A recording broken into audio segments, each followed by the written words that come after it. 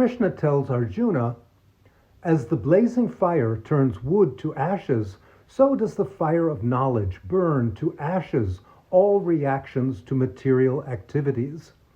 In Judaism, the mind is described as a tree made of thoughts, feelings, beliefs, and desires that blossom with the fruits of good and evil. Knowledge is described by Krishna as a fire that burns to ashes all reactions to material activities. In the Hindu sense, the mind is a fire that will burn down to embers and will eventually go out. For people with dementia, their mind goes out like a flame before their body dies. For those who die of cancer or heart disease, the body dies first, and the mind is then snuffed out like a flame doused with water or buried in earth. For this reason, I urge you to live your life as though you were always on your deathbed. This will create the bittersweet feeling of being verklempt, Yiddish, choked up with emotion.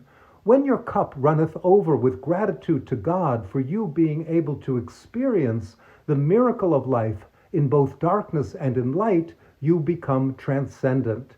Krishna tells Arjuna, in this world there is nothing so sublime and pure as transcendental knowledge. Such knowledge is the mature fruit of all mysticism. One who has achieved this enjoys the self within him or herself. The self within the self is God, and there are many names for him, her, them, depending on the faith-based tradition you came out of. All faiths promote virtue over vice because they all come from the same source.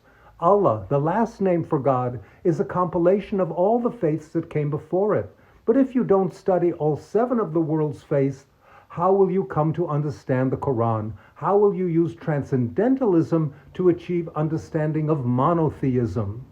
A sorcerer's apprentice is anyone who believes in only their own faith. The book of magic left behind by the sorcerer should have been the one book that hasn't yet been written, that includes the words of God from all 7 of his faiths. This accounts for our ignorant errors of judgment. To appreciate knowledge, you must learn some things you have no interest in, and then apply that knowledge to yourself.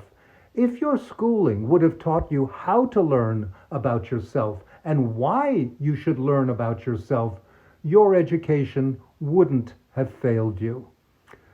Good thoughts. We'll talk again tomorrow.